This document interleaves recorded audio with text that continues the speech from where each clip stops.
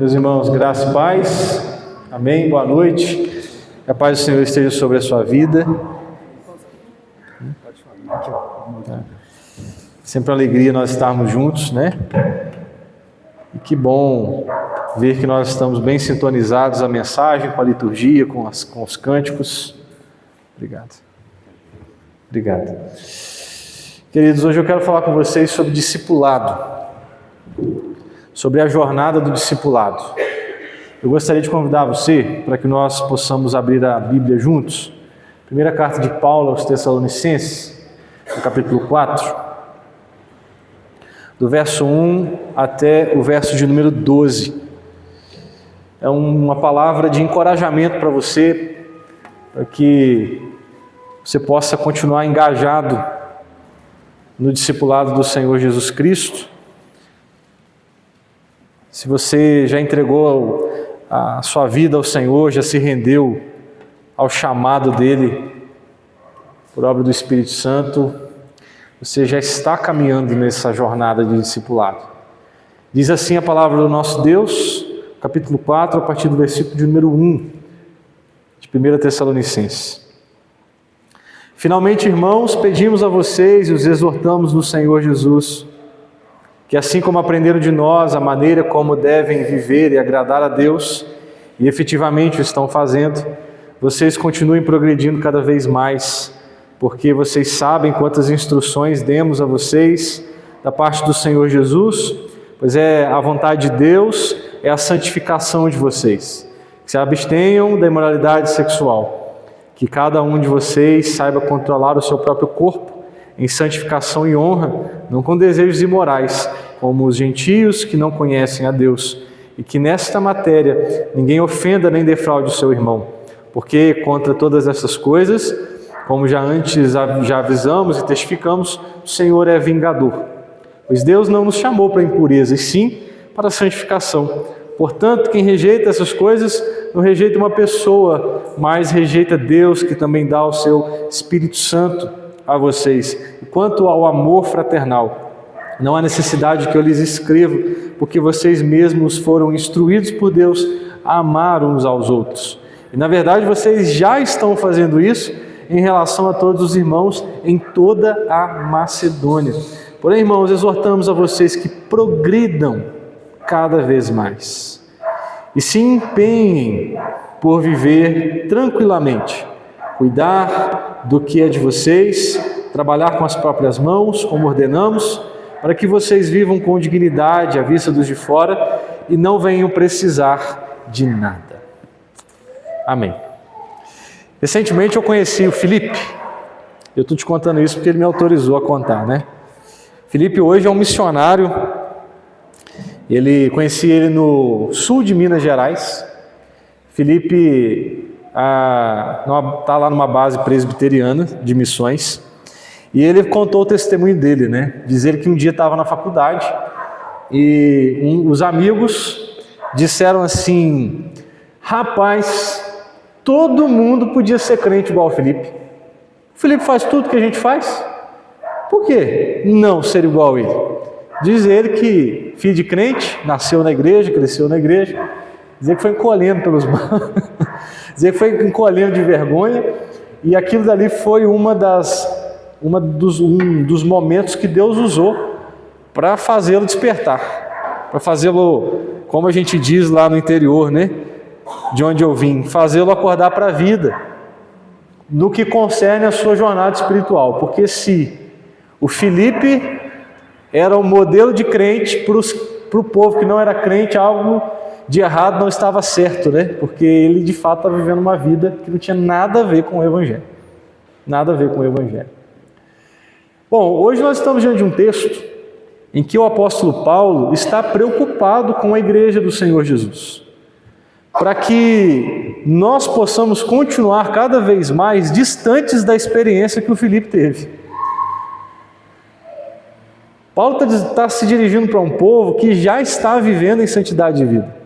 São pessoas que entenderam o Evangelho, entenderam a graça salvadora, entenderam a justificação pela fé, que nós somos perdoados pela obra de Jesus, o escrito de dívida que havia no tribunal foi rasgado, e são pessoas que estão progredindo. Não sei quantos aqui fazem aí academia. Eu sei que não parece, mas eu estou na luta aí para tentar ficar firme lá na academia. Esse frio agora é uma luta, né, para a gente poder manter a constância. Sabe uma coisa que eu acho interessante? Ali é um lugar em que as pessoas estão em níveis diferentes. Alguns mais avançados, outros chegando agora, alguns com objetivos diferentes, alguns querem hipertrofia, outros querem apenas emagrecer, cuidar de algo específico da saúde, mas numa academia de musculação nós encontramos pessoas em estágios diferentes de um processo. Paulo olha para o povo de Deus, ele entende que dentre o povo de Deus existem pessoas que estão mais avançadas na maturidade cristã do que outras. Quando nós olhamos para a igreja do Senhor Jesus, espalhada pela face da terra, na nossa experiência com o povo de Deus, nós vamos encontrar pessoas que estão avançadas no discipulado, porque elas submetem todas as áreas, ou pelo menos quase todas as áreas da sua vida ao senhorio de Jesus. Outras estão começando agora. Isso é belo na igreja do Senhor. O chamado dele aqui é para que esses irmãos progridam, para que eles se empenhem, para que eles se engajem, independentemente do nível de maturidade cristã, se já avançado pelo envolvimento no discipulado ou começando agora, mas para que esses irmãos não parem de progredir. Essa é a palavra, não pare de progredir, não pare de seguir em frente, não pare de avançar, não pare de desenvolver o seu discipulado. Por isso que ele vai usar palavras como progredir, avançar, se envolver, do texto que nós lemos. E eu quero pensar com você sobre isso aqui. Eu quero fazer 3 movimentos com você nesse texto. Algumas reflexões importantes para que nós possamos avançar no discipulado com Jesus. E que a gente, no final dessa mensagem, tome decisões importantes a respeito da nossa caminhada com Deus. Primeira coisa que eu quero pensar com você, querido, mantenha sua Bíblia aberta, é que o discipulado exige engajamento do cristão. E o palavrinha que está na moda é essa, né? Engajamento. Engajamento para lá, engajamento para cá. Você entra no Instagram, engajamento. E a ideia do que Paulo está dizendo aqui é essa ideia mesmo, né? Se você observar, por exemplo, no verso 1, ele vai dizer o seguinte: assim como vocês aprenderam de nós, progridam cada vez mais. O que é isso? Envolvimento. Versículo de número 4, que cada um saiba, aprenda, controlar o seu próprio corpo. Isso exige de nós o quê? Engajamento. Versículo de número 10, progridam, mais uma vez, progridam. E a ideia da palavra que Paulo escolhe para falar sobre progresso é mais ou menos assim: olha, se envolvam a ponto de transbordar. Essa é a ideia dele quando ele diz sobre progresso. Não é apenas ir para frente, é transbordar dessa presença que nós temos agora moldando a nossa vida. E Paulo não está chamando os irmãos a viverem um estilo de vida que foi criado por ele. Paulo não inventou o cristianismo. Paulo não inventou um corpo de doutrinas, entregou na mão da igreja e falou: agora vive, porque veio da minha cabeça. Não.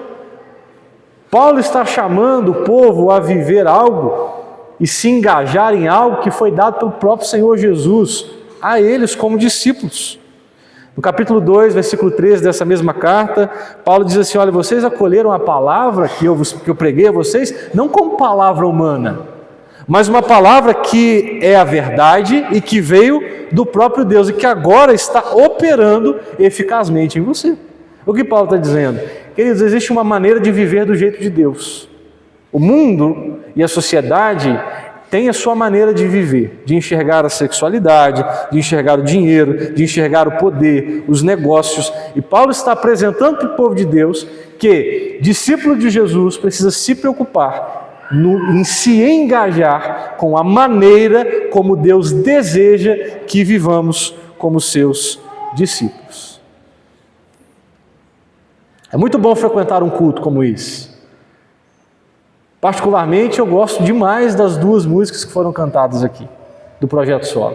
É muito bom estar num culto em que nós estamos com os irmãos aqui, visitando, frequentando, Mas frequentar um culto não é o mesmo que ser um discípulo. Vir ao que nós chamamos de templo, popularmente, não é o mesmo que ser, necessariamente, que ser um discípulo. Assim como receber um e-mail dizendo que você é um herdeiro não faz de você rico. Só porque você recebeu o e-mail, você precisa ir lá, você precisa se engajar, você precisa entrar no processo, você precisa passar pelos trâmites para que aquela herança, então, seja passada ali para você nesse processo. Um amigo da religião, um amigo do evangelho, é alguém que se compromete, às vezes, até com o que ouve no domingo, mas de segunda a sábado, permanece vivendo a sua própria maneira. Então, a primeira reflexão que eu quero fazer com você é: os verbos desse texto, eles são imperativos que dizem para nós o seguinte: existe um jeito de viver que é a moda de Deus, e nós, como cristãos, precisamos nos engajar, nos empenhar. A palavra do Senhor diz assim: na vossa luta contra o pecado, vocês ainda não resistiram até o sangue. O discipulado, já dizia o Dietrich Bonhoeffer, ele custa tudo que nós temos. A salvação, obra da graça. A santificação, obra da graça, mas o discipulado exige de nós carregar a cruz. Disposição para, se for preciso, nós estarmos prontos para perder a nossa própria vida. O discipulado de Jesus exige renúncia e exige que nós estejamos comprometidos em renunciar. Um estilo de vida que não está adequado ao estilo de vida de Deus. Mas em segundo lugar, queridos, o discipulado é obra do Deus Trino. O discipulado exige o seu engajamento, exige o meu comprometimento. Olha, a graça que nos é ofertada na santificação e no discipulado não vai ser nos dada de maneira ociosa e a partir de um não envolvimento nosso. E outra coisa é que o Deus Trino está comprometido nessa tarefa. Deus é o maior interessado no discipulado. O Senhor é o maior interessado na nossa santificação. E aí a gente vai olhar, né? Versículo 1. Quem é o destaque do texto? Os exortamos do Senhor Jesus. Mais adiante, como devem viver e agradar a quem? A Deus. Mais à frente, da parte do Senhor Jesus. Mais à frente, a vontade de Deus o Senhor é vingador. Mais à frente, versículo 8, não rejeita homens não, rejeita quem? A Deus, que também dá a quem? O Espírito Santo. Versículo 9, instruídos por quem? Por Deus. O texto começa com Deus, tem Deus no meio, termina com Deus. Paulo começa dizendo, Senhor Jesus Cristo. Paulo fala sobre o Pai e Paulo fala sobre o Espírito que nos é dado. Para dizer para nós o seguinte, essa repetição de palavras no texto bíblico é ênfase. Então a ênfase do texto não é no nosso esforço, embora sejamos chamados a nos engajarmos. Mas a ênfase é dizer para nós o seguinte, olha, tudo que se precisa para avançar no discipulado, para crescer espiritualmente e viver a moda de Deus, está sendo dado a você. Porque quem está interessado em forjar a imagem de Jesus em você, é o próprio Senhor, Trino, Pai, Filho e Espírito Santo. Lá em Levítico 19:2 dizia assim, né? Sejam santos porque eu sou santo. A vontade de Deus, agora a igreja ouve que a vontade de Deus é a santificação. Desde o Antigo Testamento esse tema vem sendo repetido. Vontade de Deus declarada para nós. Deus chama um homem e uma mulher para caminhar com Ele, a fim de que nós sejamos mais parecidos com Jesus em cada área da nossa vida. Capítulo 1, versículo 4 e 5, Paulo diz assim, sabemos, irmãos amados, por Deus, que Ele os escolheu. Porque o nosso Evangelho não chegou a vocês somente em palavra, mas também em poder no Espírito Santo e plena convicção. Olha como é que a Trindade está agindo. Paulo pregou, eles converteram, porque Deus já o havia escolhido. A mensagem foi poderosa, porque quem estava agindo era o Espírito Santo. E qual que é o conteúdo da mensagem? Jesus, mais uma vez, a Trindade comprometida, em que as pessoas sejam salvas e parecidas com Jesus. Eu acho fascinante isso aqui. Um autor chamado, eu não sei se é o Kistemark ou se é, não lembro agora qual é o autor, mas diz algo que eu nunca esqueci. Quando Deus, Ele nos pede alguma coisa, Ele também nos dá o necessário para que a gente faça. Então, se Deus está te pedindo para que você seja parecido com Jesus, Ele também vai te capacitar para isso. E é por isso aqui que o texto diz para nós que Ele nos deu o Espírito Santo, fazendo coro com o que Paulo disse lá no capítulo 1. A gente está tentando ficar aqui dentro do livro de 1 Tessalonicenses. E nesse livro, Paulo disse assim: o Evangelho não chegou só em palavra, mas em poder, no Espírito Santo, em plena convicção. O chamado aqui para nós é para que sejamos homens e mulheres que andem no poder do Espírito Santo. E nós precisamos pensar sobre isso. Deus está nos chamando para sermos homens e mulheres que andem no poder do Espírito Santo, que não dependam de si mesmos. A gente se decepciona com a gente, não é? É só eu.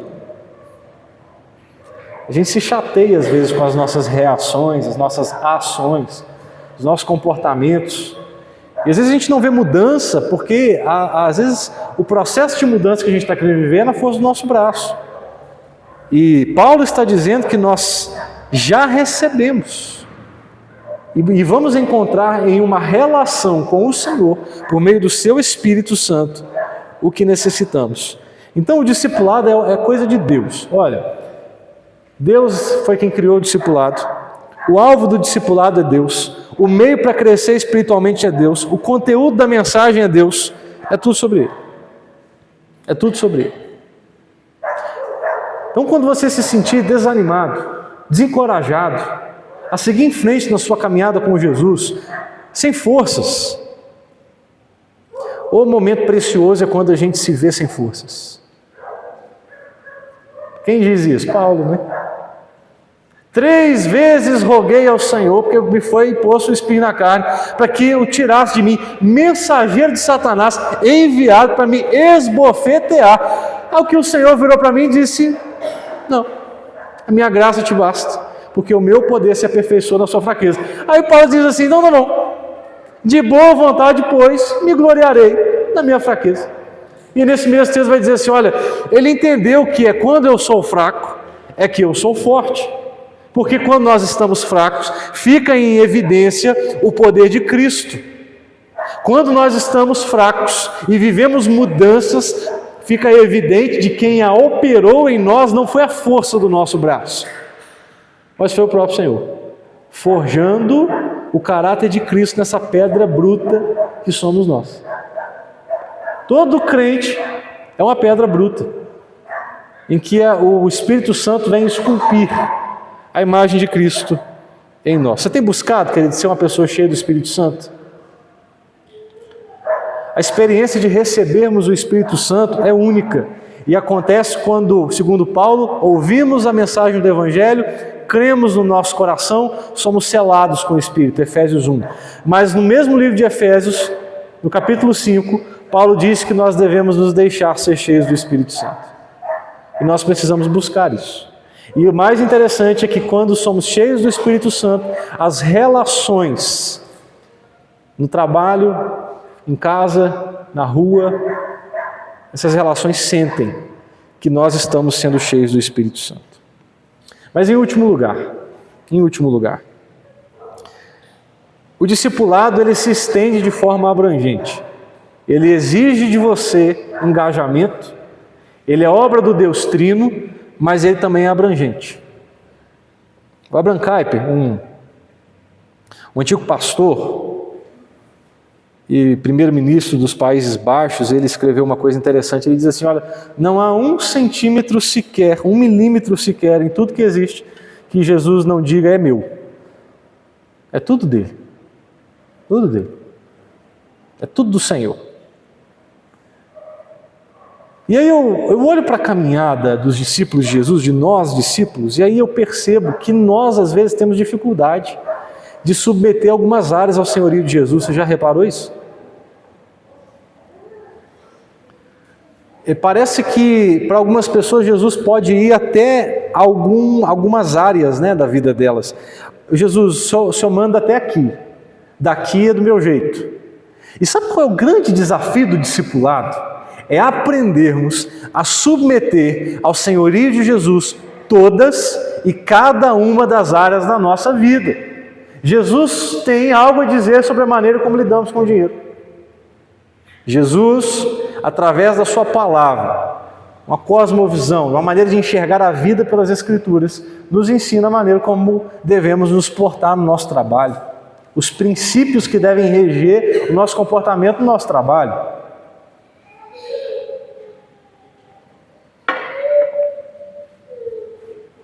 Ele tem algo a dizer sobre a maneira como nós lidamos com os nossos relacionamentos. A cosmovisão bíblica, ela diz até sobre, por exemplo, você que gosta de fazer investimento, estou aí aprendendo um pouquinho dessa área, a maneira como a gente deve se portar. É claro que a Bíblia não fala onde é que você tem que investir, né? Mas os princípios para que nós sejamos discípulos que vivem, olha lá, está presente para todas e cada uma das áreas da nossa vida. E Paulo fala sobre 3. A primeira é a área sexual. Ele gasta a maior parte do tempo falando sobre isso, do verso 3 ao verso 8. Eu disse para você, Paulo estava preocupado, né? A cultura greco-romana era uma cultura de liberalismo sexual. Não sei se você sabe, mas os homens, eles eram livres para se relacionar sexualmente com as mulheres, exceto as mulheres que eram da alta sociedade.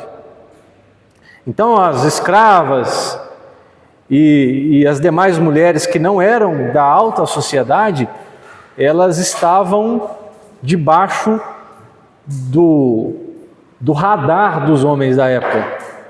Agora você consegue imaginar a quantidade de abuso, exploração que acontecia nessa época? Paulo estava preocupado com esse relacionar, esse manifestar da vida afetiva, desejo, sexualidade, descompromissada com os padrões de Deus. E o argumento dele aqui é esse. Paulo pega um exemplo para falar de algo geral.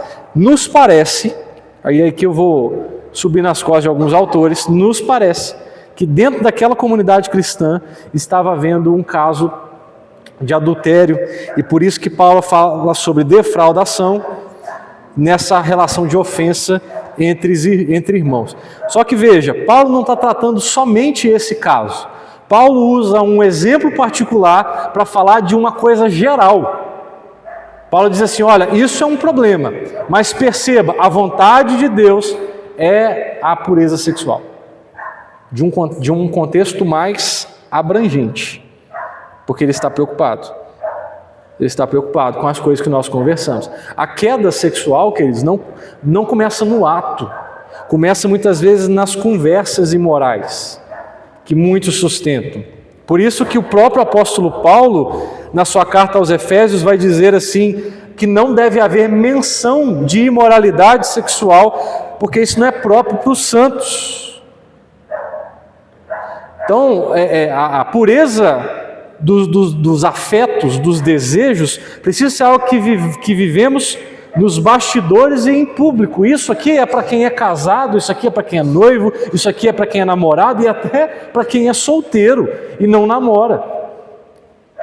Pureza sexual, entender que não estou falando só do ato, eu estou falando de tudo que envolve afeto, desejo, sexualidade. Existe um projeto de Deus, um padrão de Deus, que deve ser vivido por um homem, uma mulher, dentro de um contexto de casamento.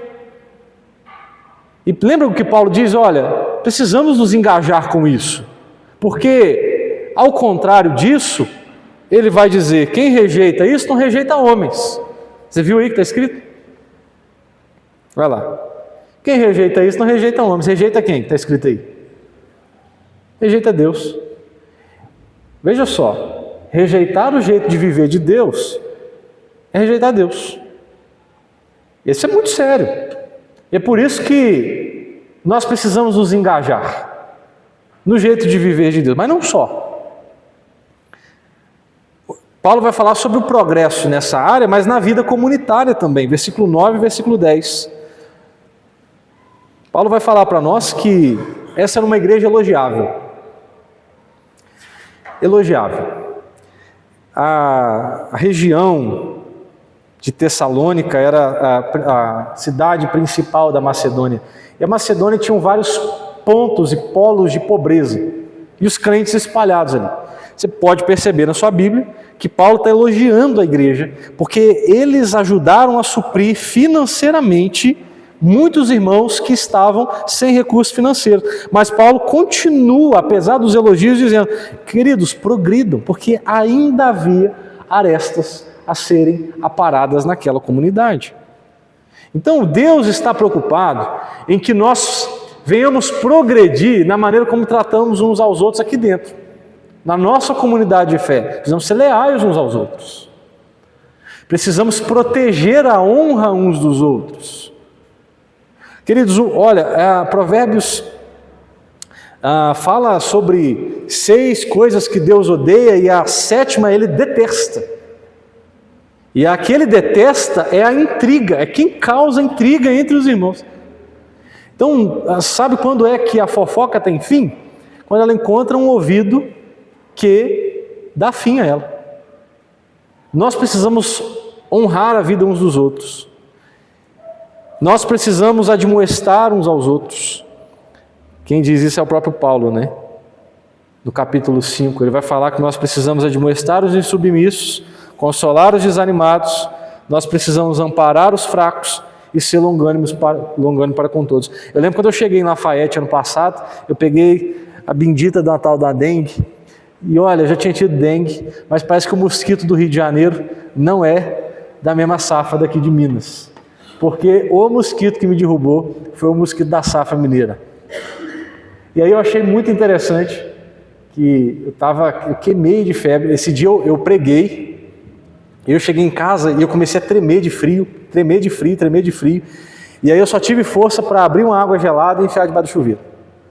E aí eu recuperei, e alguns irmãos da igreja foram lá dentro de casa, me buscaram, me levaram para a casa deles. Eu nem lembro, eu estava tão febril que eu não lembro de muitos detalhes do que eu fiz, do que eu falei, e cuidaram de mim, me alimentaram. Eu falo que eu brinquei com o pastor Edilson esses dias, que eu lembro, ele me levou lá para a casa dele, para ficar uns dias lá na casa dele, para tomar suco de limão com inhame.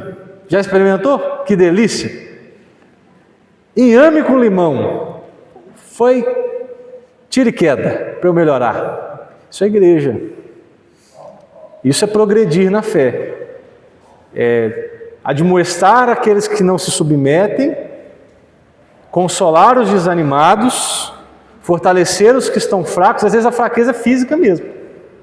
Às vezes é levar alguém para cuidar dessa pessoa até que ela se restaure. E às vezes é proteger a honra. Às vezes é proteger a reputação. Bom, em último lugar, é o progresso na vida ordinária, né? Queridos, eu recomendo demais a leitura dos puritanos, porque esses homens piedosos, eles valorizavam demais o ordinário, né?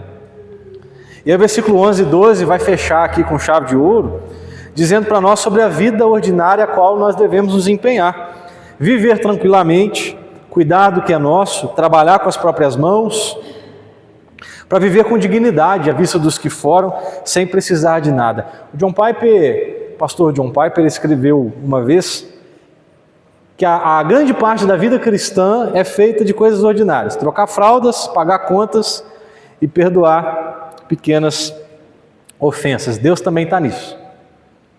Deus também está nisso. Deus também está em volta da mesa quando nós estamos almoçando, na correria do dia a dia. Deus se importa com que você acorde lá às 6, 5, 4 da manhã, pegar o ônibus para ir para a sua empresa. Deus se importa com a vida ordinária. E nos parece, e aqui é uma suposição, porque a segunda carta de Tessalonicenses estava tendo uma convulsão no meio da igreja, né? Paulo falou sobre volta de Jesus, a igreja entendeu que a volta era naqueles dias ali, né? E aí houve um desespero por esse mal entendido, e pessoas, ao que tudo indica, deixaram emprego, trabalho, suas responsabilidades familiares. Supõe-se que o contexto da primeira carta seja muito semelhante. Então, quando ele diz aqui, olha, trabalha, cuida... Paulo está dizendo em outras palavras, olha, cuida da vida de vocês. É mais ou menos o que ele está dizendo, cuida do que é seu. Cuida do que Deus te confiou, a sua família. O que Ele te confiou nesse momento? Quantas coisas Ele confiou agora a você? Deus confiou a você um celeiro pequeno, um celeiro farto? Não importa o tamanho do celeiro. Não importa como é que está a sua despensa, se ela é abarrotada ou se ela é simples. Mas se é o que o Senhor confiou a você agora, dedique-se a isso. Talvez você esteja insatisfeito com o seu trabalho, ansioso para mudar, mas se esse é o trabalho que o Senhor está te confiando agora, veja o que Paulo está dizendo. Olha, se esforce pelo seu trabalho, trabalhe com dignidade, de forma que você não precise pedir. E claro que a igreja está aqui para isso também, para sermos auxílio na sua vida, caso você passe por alguma necessidade. Mas não é esse o caso. Paulo está falando de pessoas que têm condição de trabalhar, de gerir a sua vida, mas que estão sendo ociosos, displicentes com as suas responsabilidades. E viver uma vida tranquila aqui é isso mesmo. É isso. O que depender de vós, tem de paz com todos os homens. Eu sei que não é fácil, né? Mas é isso. O que depender de nós, tenhamos paz. Uma vida tranquila, organizada, ordeira. E isso vai exigir de nós pausas para descanso, semanalmente, auxílio nas atividades domésticas, prioridades com entretenimento. A gente vive numa geração que está imersa nas redes sociais, no computador, no celular, e Paulo tem algo, a Bíblia tem algo a dizer sobre isso. Olha, organize as suas prioridades, porque isso é crescer espiritualmente, isso é crescer também espiritualmente. Eu quero concluir dizendo para você que o Filipe hoje é um missionário, né? Hoje o Filipe não é o Filipe da faculdade, que os amigos não crentes queriam ser igual ele, porque ele era a referência oposta do que um cristão deveria fazer. Mas recentemente Filipe, que é corredor das montanhas, ele corre nas montanhas, recebeu um colega que também é corredor, famoso, e esse colega não cristão ficou na casa dele. E aí no dia de ir embora, esse colega disse para o Filipe assim: Filipe, eu vejo Jesus em você. Eu vejo Jesus em você.